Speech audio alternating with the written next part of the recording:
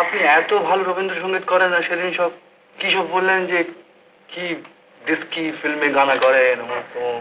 এটা আমি বলেছিলাম, সেই কথাটা আমি বলেছিলাম।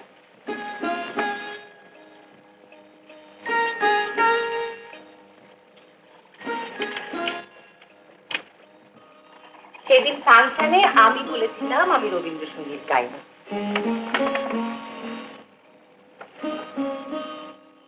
আমি অপর্ণা, আমার দিদি সুপর্ণা আমার যেতে 5 মিনিটের পর।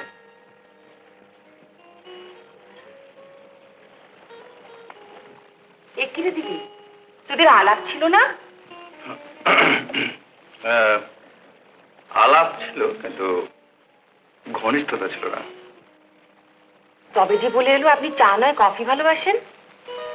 ভালোবেসে আমাকে যা দেবেন আমি তাই ভালোবাসি। কতটা মিষ্টি দেবো? যা ভালো বোঝেন, আমার কোনো আন্দাজ নেই। নমস্কার, বসুন। আমাদের পিসিমা, এবারই সর্বে সর্বা। ও আচ্ছা, নমস্কার। সর্বে সর্বা কিনা জানি না, তবে দাদা বৌদি মারা যাবার পর থেকে এই দুটির দায়িত্ব নিয়ে এখানে আছি। এক কথায় বলতে এরাই আমার সব বা সর্বস্ব বলতে পারেন। ও পিসিমা, অমিতাভ বাবু লেখক। তোমার কথা শুনে হয়তো মনে হতে পারে তুমিও লেখক, মানে লেখকটিকে বোঝায়, তাই নাকি? হ্যাঁ। কোথায় থাকো? কলকাতায় থাকেন। ও মানে এখানে এখানে এসেছিলেন বক্তৃতা দিতে, ফেরবার পথে দেখা করে গেলেন, তাই না অমিতাভ বাবু? না পিসিমা, উনি কাছাকাছি থাকবেন। টাচিস দিলেই তো ওদের একটা বাড়ি আছে। খুব ভালো কথা, তাহলে সময় পেলেই মাঝে মাঝে এখানে চলে এসো। এবারে বোধহয় সময় হবে না, মাত্র 5 দিন আছেন। রোববার দিন হসপিটাল ডেথ।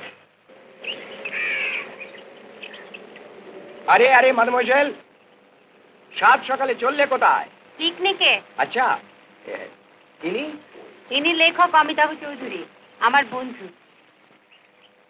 আচ্ছা, টাটি সিলারির স্বর্গীয় অমরনাথ আমার বাবা।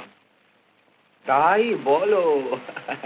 তোমার চেহারা দেখি আমার মনে হয়েছিল তুমি রায়বাহাদুরের ছেলে। ওর সঙ্গে আমার বিশেষ পরিচয় ছিল। বাহ, তাহলে আমি আর কি পরিচয় করিয়ে দেবো? তুমি এর পরিচয় আমার কাছে দেবে। তোমার কাউন্টার পার্টি কোথায়? উনি আমাদের সঙ্গে বর্জন করেন। ওটা একেবারে ছেলে মানুষ। আচ্ছা যাও, তোমাদের আর আটকে রাখবো না, যাও এসো।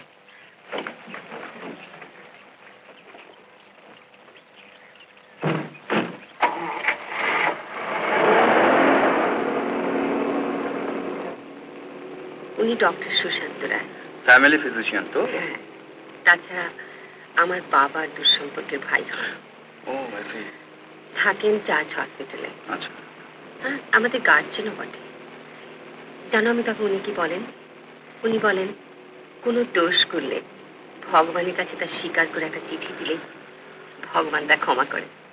আচ্ছা কি সত্যি? মনের মধ্যে কোনো জিনিস চেপে রাখলে তাতে অশান্তি বাড়ে। মানুষ তাই সমবেথীকে সব কথা বলে হালকা হতে চায়। কনফেশন বা আত্মসমর্পণ এরকম হলেও হতে পারে। মনে নেই কবছর আগে সতীশের মতো অত ভালো ছেলেকে সুপর্ণার মনেই ধরলো না, আর তখনও বলেছিল। আমি এখনো বলছি মা, শীতের সুপর্ণাকেই ভালোবাসতো, আর বিয়ে হবে না জেনেই দেশান্তরী। পাস বলে কথা নয় ডাক্তার কাকা, ওতে আমার কি শিক্ষা হলো যে আমার সঙ্গে কেউ যদি ঘনিষ্ঠভাবে মেলামেশা করে তাহলে তাকে সুপর্ণা কিছুতেই বিয়ে করবে। ব্যাস ব্যাস হয়েছে, এবার চুপ করো। তুমি শোনো পিসমা, ওই অমিতাভ বাবু যে নতুন উপন্যাসটা লিখেছেন মন নিয়ে, ওই মন নিয়ে পড়ে সুপর্ণার ধারণা হয়েছে যে অমিতাভ বাবু ওর মনের সমস্ত কথা জানে। জানো অমিতাভ, আমি সবার মাঝে সবার কাছে কিরকম উচ্ছল হতে পারি না। ভালোই তো, তাদের লোকের কাছে শ্রদ্ধা পাওয়া যায়। আর ভালোবাসা? আমি এখানে কেন এসেছি বলো তো? কিসের আকর্ষণে? তাই তো ভাবছি তুমি এখানে কেন এসছো। বলো। কিসের আকর্ষণে?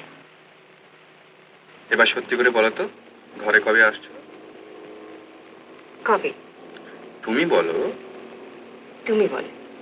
আমি আমি তো আজই গিয়ে বলবো বিয়ের সব ঠিক করে ফেলতে। আজই? পিসিমাকে, তারপর কাকাবাবুকে, না তারপর না, হ্যাঁ? আজ না। আজ না? বেশ, তাহলে কাল। কালও না। কাল তো নয়, তাহলে কবে?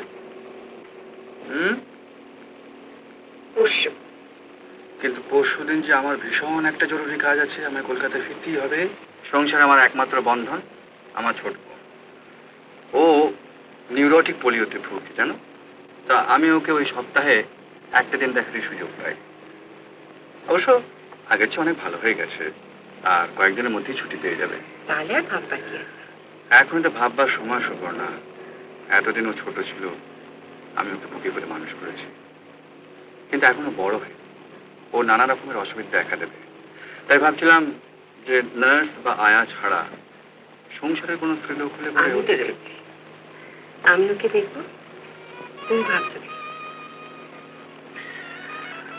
আমি জানি ডার্লিং, তুমি ওকে দেখবে।